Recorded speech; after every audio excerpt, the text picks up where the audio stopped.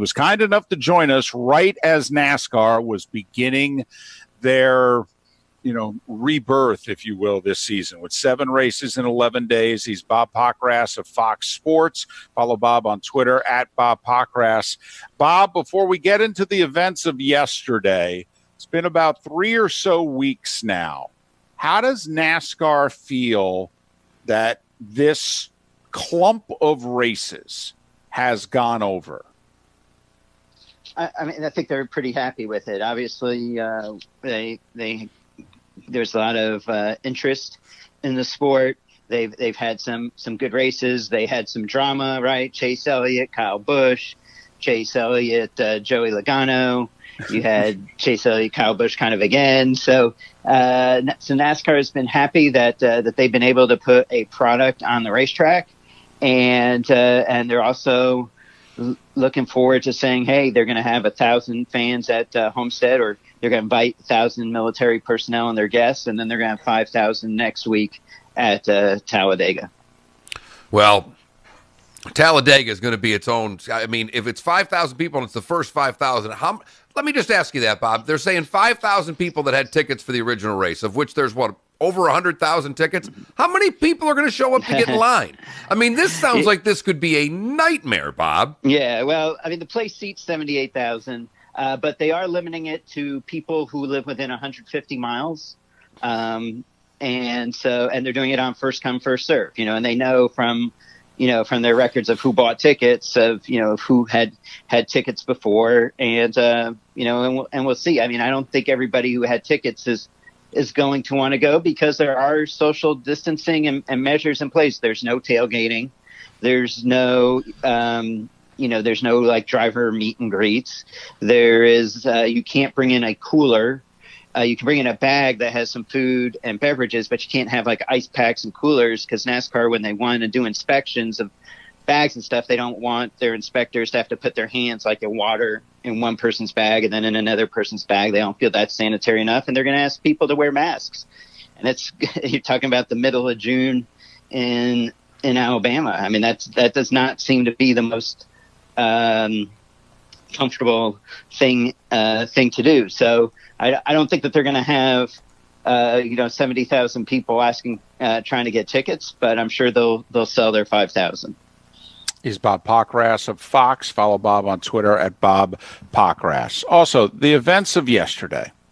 One, were you surprised? I was, when I saw Bubba earlier in the week and others call for getting rid of the Confederate flag. I didn't think it would happen. Did it catch you by surprise? It didn't catch me by surprise, only because Sunday is what caught me by surprise. When you have a moment of silence, you have 20 drivers posting a video about, saying that they will advocate for change when it comes to racial inequality. You have the president of the sport saying the same. And once they said that, they got to act, right? You can't just say it. And as long as the Confederate flag was being flown by fans at races, people would look at those words as hollow, right? How can you say that you are against racism and yet you're allowing this symbol that to many represents that be flown at your racetrack? So once they said that, I knew that the Confederate flag ban would have to come. I didn't know that it would come in 4 days. I didn't know that Bubba Wallace would be the guy 2 days or the day after that say, hey, it needs to be banned, because he hasn't said that in the past.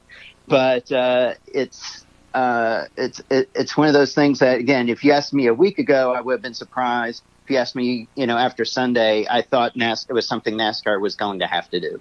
I know this is a little trivial, Bob, but one, how will they stop it when they start bringing fans back? And two, is it just flying the flag? If I have my Rebel hat, if I have my Rebel shirt, I mean, a million different ways that people are going to try to do this. Right? Are you going to throw you out? They haven't said. I assume that they'll have people going around and they'll ask people. Typically, they'll probably ask people politely to remove the flag. I think if they can, like if somebody's wearing a shirt, I don't know what they would do. They would trade it, have shirts for people to wear, or what they would do. It's all it's all to be announced, and it's one of the things that maybe one of the reasons why NASCAR announced it now, and that they have, that there's no real camping yet at racetracks. There won't be for at least a month. They have a month to set these policies, and they also have the last time they talked about this 4 or 5 years ago, one of the things they said is, well, we already sold tickets, and it wasn't under our policies when people bought tickets. And so I think now they can say, well, people knew this policy when they came, and it's just like anything else. We search people's cars when they come to the track, especially those who are going into the infield, and we can confiscate things that we feel are improper and give them back to the people when they leave. Bob, do you think NASCAR doesn't care anymore about what the blowback is going to be? There's already a guy, Mark, was it a Truck Series owner? Yes. Who said, I'm done at the end of this year, no more money into the sport. Obviously there could be some fans that decide that's it, I'm done. Do you think NASCAR has gotten to the point in which they just don't care whatever the blowback is? I think they care. If they didn't care, they would have set this policy years ago. But I think they feel that. This could be a cynical view, but the question is: are the financial repercussions of those who don't follow going to be more than the financial rewards of the people who do, or who will? You've got to. Look, it's no secret that NASCAR admission revenue for the racetracks has gone down every year for 10 years. So, what should they be afraid of? It's a great question. Look, it's. I won't say they're not concerned. I think they care about their fans. They don't want to lose fans. Nobody wants to lose fans, but they also. I think the question is, how many fans have they lost along the way without the ban? Well, and let's just take that to last night, Bob. I'm watching people on Twitter. I'm watching pro football players tweeting about the race like they've been watching racing for 10 years, and they've been watching for 10 minutes. So was it a one-off because it was right after this in Martinsville? A lot of it. Wednesday night on TV, I get it. But it's a terrible comparison, but I worked in hockey for a long time, and I remember when Fox Sports put the blue puck on, and all the hockey fans hated it. And a buddy of mine that played for the team I worked for said, if one more fan watches because of that, it won, because none of us are turning it off. And to me, if doing this turns a whole new group of people on to watch, I thought last night was a big win for NASCAR. Did you? Absolutely. Who is I guess you'll see in the numbers, but what when Bernice King, the daughter of Martin Luther King Jr., tweets about NASCAR and says NASCAR family, that's going to increase your audience, and and I think it's very difficult for many of us to comprehend why somebody would not be a fan because they can't fly the flag at the race. How does that change your enjoyment of the race weekend? It may, you may, what does it, yes, maybe you feel like you have the right to do it. You feel like you should be able to do it, but seriously, how much will that truly impact your enjoyment of watching a race? Well, and we've been asking that question throughout the show. 479-5551 is how you can chime in via the text line and let us know. Bob, last night was another Wednesday night race. We love it.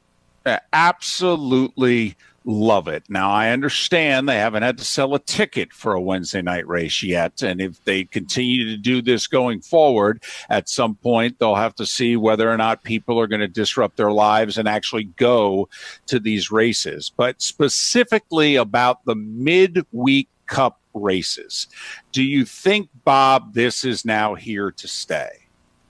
I think so. I think it was a direction NASCAR wanted to go. This shows that the teams can do it.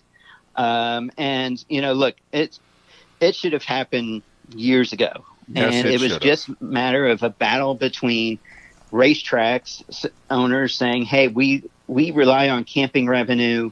We rely on weekend ticket revenue. And we can't have just a one-night event. Our people come from too far away.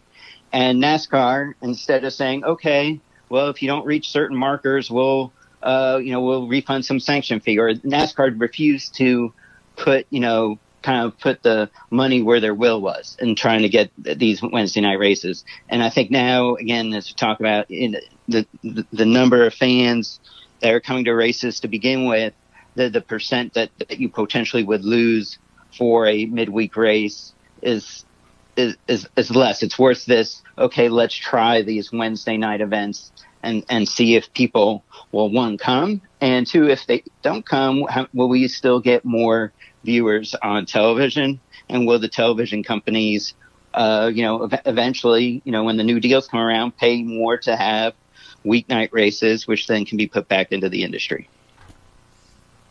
Bob, final question. When do you think is the first race in which NASCAR says to a track, sell as many damn tickets as you can? I'm thinking it's the Brickyard. Well, no, the Brickyard in July. They've said that they can't have fans. They were hoping to, but Indianapolis is just a little bit behind the rest of the state as far as the parameters. I wouldn't be surprised if it was Daytona in August that potentially could have a full crowd, but that's probably still, I think, optimistic. I think you're going to be talking about anywhere from 25 to 50% in the stands for 4 months. But if you asked me to say which one could be possible, I would potentially say Daytona in August.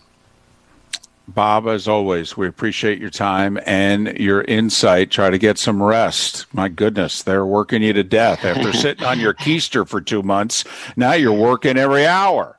Yeah, it's been busy, but it's been interesting to see how the teams in the industry have handled it all. Thank you guys very much. Thank you, Bob. Bob Pockrass of Fox Sports. He covers NASCAR. You can follow Bob on Twitter at Bob Pockrass, Pockrass. Bob Pockrass, kind enough to join us once again here on Miller and Moulton. It is, I'm fascinated because the point Bob makes is a great one. This is going to piss off fans. Will it piss them off to the point where they don't go? We've had one on Twitter. One in the Williamson Brothers Marine talk and text line that's done. One in our Twitch chat room that says they're done. Okay. It's there two. You go. No, but we've got a lot of NASCAR fans. We've had two today that have said they're done. I guess the next question would be, how many of you out there have been, like me, because nothing else is on, you've watched a little NASCAR and you're going, maybe this is a little better than I thought. Because if there's three of us, if there's me and two others that say, I didn't watch NASCAR, I'm kind of paying attention, it's not half bad, then NASCAR's winning.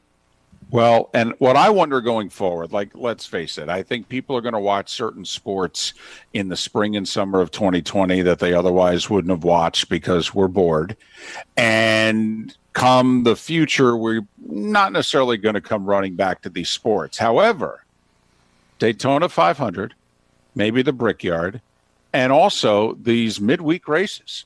I do think, Mark, there's a chance. Like for you, I expect next year you're not going to be watching NASCAR on a weekly basis like you are right now. But I do think there's a chance in which you go, ooh, Wednesday night race. And like those 6 or 8 races, you watch Daytona and those 6 to 8 races, and maybe you'll stumble upon a couple on Sunday. And then if that's the case, NASCAR's got you for a third of their season, when before the pandemic, they got you for bupkis. Right. Maybe for the start of Daytona, if you know what I mean. Right.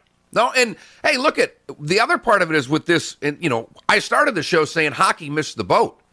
NASCAR, at least, we watched Darlington. I've never watched a race at Darlington, and you know what? It was a pretty good race. Now that I know this is a unique track, it's a little different. Martinsville. Little unique. There's something to it. And now all of a sudden the guy goes, well, wait a minute. This isn't Homestead. which is a little on the boring side. There's a little more racing. You learn a little bit. So I think that's a positive for the sport. I don't know how it could be viewed as a negative. Homestead is where they'll be this weekend, and then they go to Talladega the following weekend.